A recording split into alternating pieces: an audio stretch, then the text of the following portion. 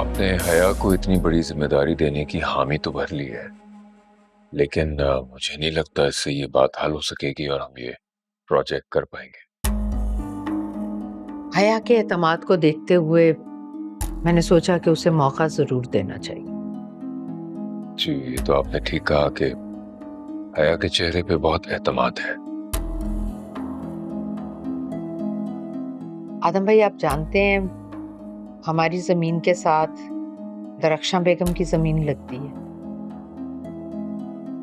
जी भाभी बेगम, मैं जानता हूँ, लेकिन इस वक्त इस सूरत हाल से उसका कोई ताल्लुक है?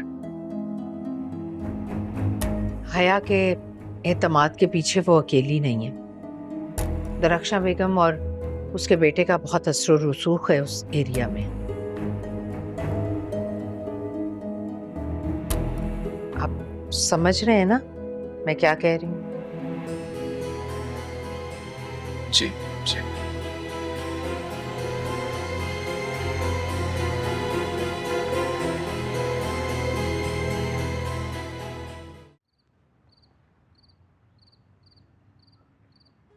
तुम क्या सोच रही हो?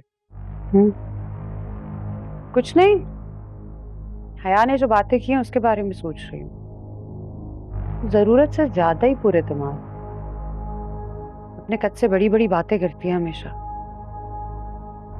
तो सोचने दो, क्या फर्क पड़ता है? सोचने से सारे मामले हल नहीं होंगे।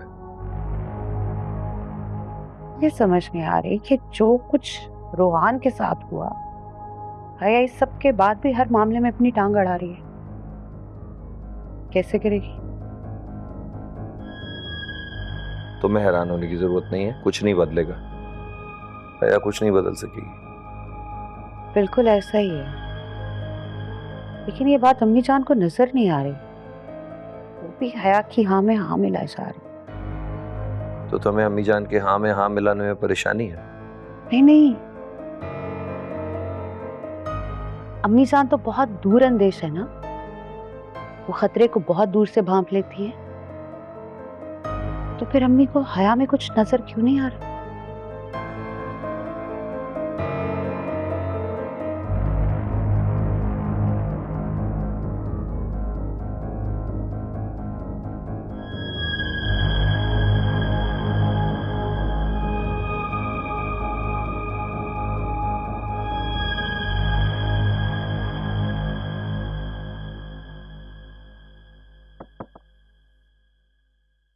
कौन? आओ हया, आओ बैठो। नहीं अम्मी जान, बैठने नहीं आई, बस आपसे परमिशन चाहिए। कैसी परमिशन? मैं अम्मा बेगम के यहाँ जाना चाहती हूँ। तुम्हें पता है मैंने अपनी किसी भी बहू को कभी भी उसकी माँ के घर जाने से नहीं रोका। ना पहले कभी रोका है और ना ही कभी रोकूंगी। तुम ये काम रोहान से कहकर भी तो कर सकती थी। मेरी परमिशन की क्या जरूरत थी? मेरे लिए आपकी परमिशन ज्यादा इम्पोर्टेंस रखती है। आपकी परमिशन के बगैर तो मैं एक कदम भी इस घर से बाहर नहीं निकाल सकती। जीती रहो। अच्छा जाओ तो दरख्शां बेगम को मेरा सलाम कहना। जरूर।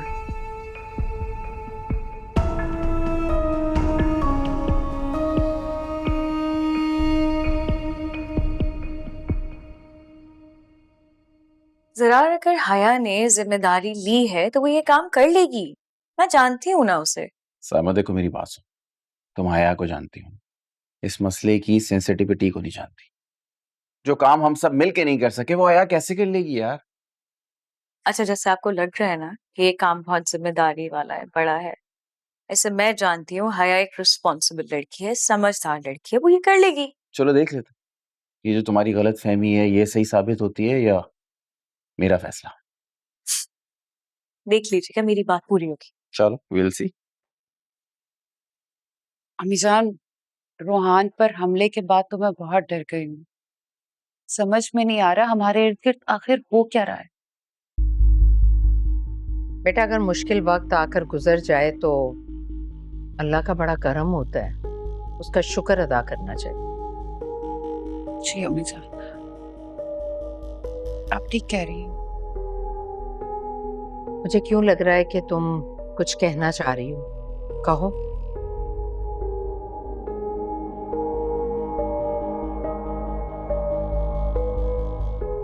अम्मी जान, मैं अपने खौफ के सबब ये सोच रही हूँ कि कहीं हम अपने इर्द गिर्द के खतरे को नजरअंदाज तो नहीं कर रहे। क्या मतलब? जब आपने हया को इजाजत दी। देखो बेटा, मैंने हया पर एतमाद इसलिए किया है कि उसमें सोचने की सलाहियत मौजूद है। अब वो कामयाब होती है या नाकाम, ये बात अहम नहीं है। हम तो इस प्रोजेक्ट को बंद करने के मोड़ पर आ गए थे। ऐसे में अगर कोई कुछ करता है तो क्यों नहीं? अगर तुम्हारे पास भी कोई प्लान है तो तुम डिस्कस कर सकती हो, हम सब तुम्हारे साथ भी खड़े हैं। आखिर तुम इस घर की बड़ी बहू हो, बहुत सारी जिम्मेदारियां आनी है तुम पर। तुम भी बड़ा सोचने का पूरा हक रखती हो। आप ठीक कह रही हैं अम्मी जान। और कुछ? नहीं।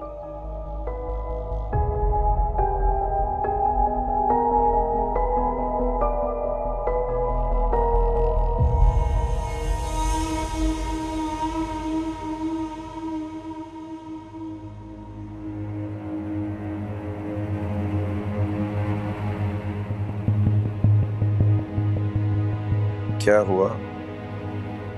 तुम्हारा चेहरा क्यों उतरा हुआ है? कुछ नहीं, वैसे ही।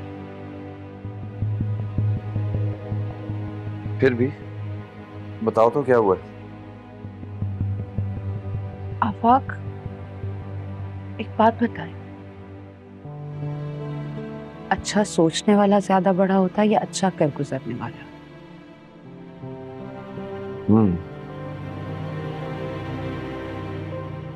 मेरे ख्याल से दोनों की अपनी अहमियत होती है।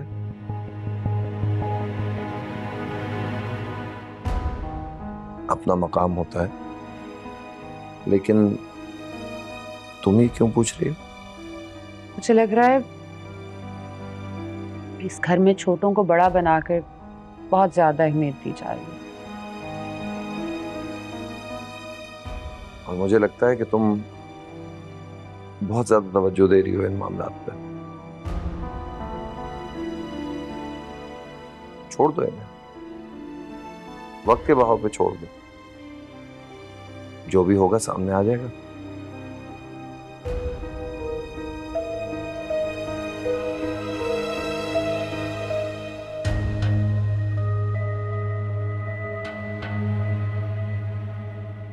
हया ने दरख्शां बेगम की हवेली पहुंचकर तुम्हें फोन किया? अभी अम्मी जान इतने अरसे बाद वो वहां गई है, आई एम श्योर मसरूफ हो गई होगी, कर लेगी अभी थोड़ी देर में। ऐसे हया ने आगे बढ़कर जो कदम उठाया है, तुम खुश हो ना उससे? जी, मैं खुश हूँ। उसके अंदर मैंने एतमाद और अपनायत देखी है। इस घर के मसले को वो अपना मसला समझती है। कहते हैं अपनायत और खुलूस मोहब्बत की पहली सीढ़ी है। जिसमें ये नहीं है उसमें मोहब्बत भी नहीं है।